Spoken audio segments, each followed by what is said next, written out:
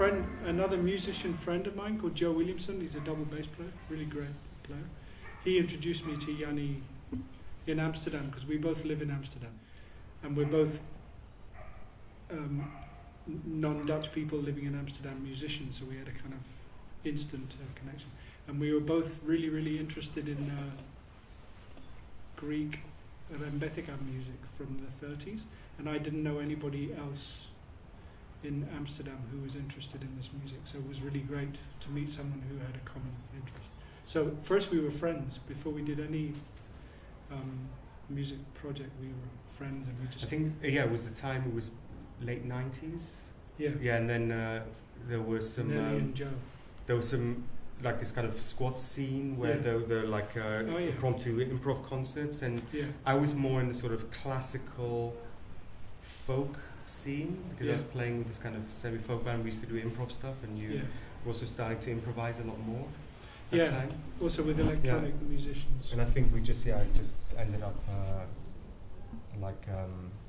talking about rembetika, like shared interests, and then at a certain point, did we then start this rembetika group? Was it around that time? Yeah, with a Russian, Ukrainian. A Ukrainian singer and accordion player. We tried to play these Greek songs with Yanni playing oud and violin, and me playing guitar, and we stopped. It didn't really work. And then later we started because there was also a great sort of lab of experimental electronic music and guitar happening in Amsterdam at this time called Crackaloud, and it was also in the squat scene. It was bringing electronic musicians together with traditional musicians. And I think I played there once with Kaf, and then we played there once. Yeah. So we started playing together, improvising, and then from that it grew to do this rembetika project again, but using electronics and sampling. You said, Gary, why don't you compose something for me? Yeah. And I thought, let's try and conceive of a sort of large-scale piece that kind of has improvisation and sort of semi-composed. Yeah. And I don't know why we came to Folia. I really can't remember but it was.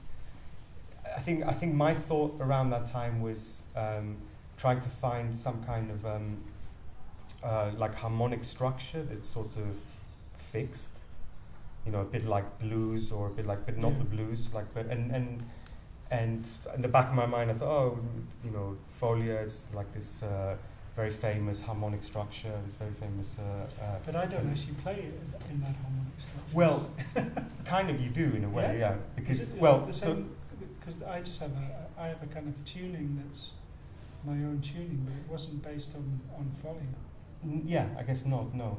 But what happened is I sort of made this sort of this kind of architecture of the piece with the harmonic structure. So we don't even know what we're doing. Yeah, and then I gave you sort of soundtrack of this thing, and it was this kind of D minor-ish thing, and you composed a melody on top of that, and then we sort of developed a piece from there.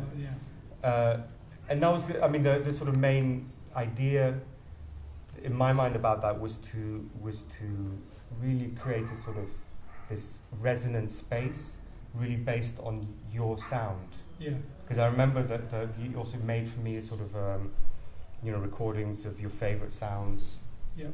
And then I sort of processed them, and I sort of worked from there, and then it sort of quickly came to it'd be nice to just create a structure where all these resonances would be sort of granulate them and do all sorts of stuff with them that creates this kind of big architecture of spaces. And then around that time also, I don't know how we came to it, but with this sort of folk connection with the sort of Brazilian Folia thing, which is something totally different. The Raiz del Folia.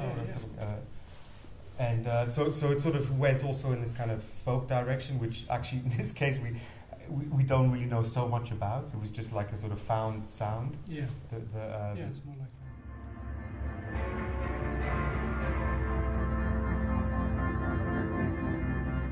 with me and Yanni, we were just talking today about it, about also thinking of another more composed piece to try in the future.